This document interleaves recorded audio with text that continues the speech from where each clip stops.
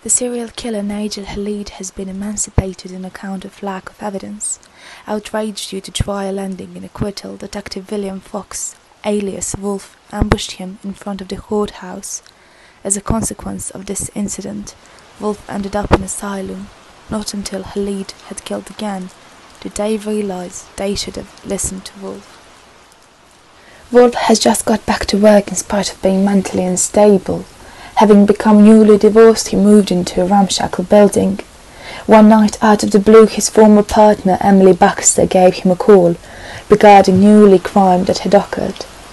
They discovered a body consisting of unskillfully searched parts of 6 different people.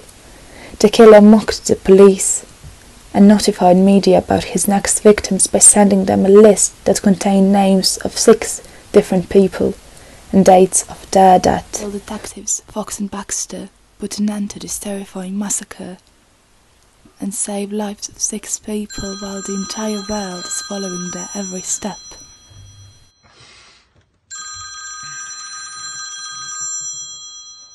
Wolf speaking. Where?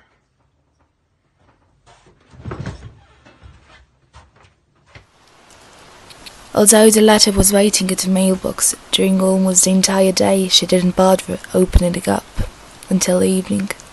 At first, she ripped the envelope, staring blankly, but curiosity appeared after seeing what was inside. The list of random names, none of it even slightly familiar. Unsure about the best thing to do, she showed it to her boss.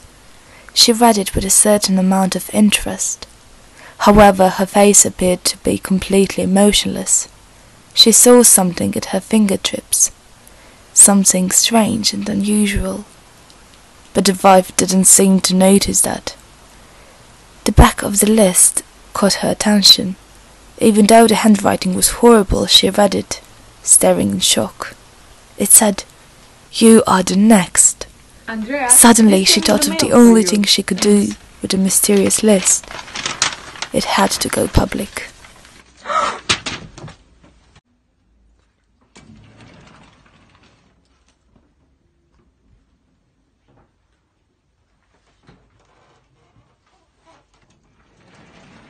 Hello, I have a story for you.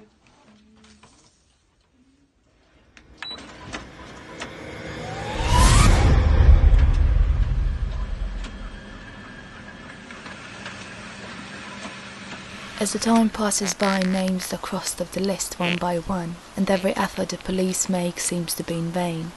Nothing can stop the killer, and body parts are piling up, waiting to be sewn together into another ragdoll. The investigation seems to be a dead end, leaving the team in despair. Pressure is growing, and the press isn't helping the situation either. Every day there's a new article defying the competence of London's police. The closest they got to uncovering the killer's identity was the encounter near a safe house in which one of the victims was hidden. Wolf didn't get a good look at the monster's face, but the glance he took was enough to make a sketch.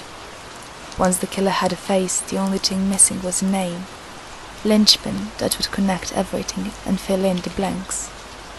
As they kept investigating and discovering new links, everything is pointing at Nigel Khalid's case, more precisely at Wolf. Nobody dares to say it out loud, but Wolf feels eyes on his back and whispers when he enters the room. Unfortunately, he doesn't know anything more than others, or so he thought, until one stormy night and too many drinks brought him back to his room in St. Anne's Mental Hospital.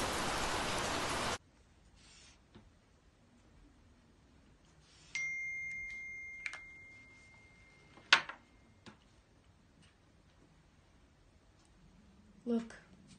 What?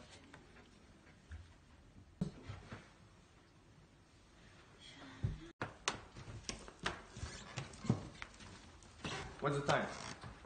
It's 7 o'clock. He said he'll be here. Well, it's already past 7 o'clock, so where is he? He tricked us. I can't believe it. That maniac. While those words were being said, the sound of one's step could be heard. Silence. Again. Heavy breathing of woman and steps of the person walking up the stairs on the scary London night. just as horrifying as it sounds, this night was going to be remembered in London's history. As she was apprehensively turning around, Emily saw what she was not hoping to. It's the killer. As soon as she turned around, the killer pulled the trigger. Seeing that, Wolf grabbed the gun and shot the killer directly in the heart. Why, you may ask? Well, he remembered that he was the one who ordered the murders.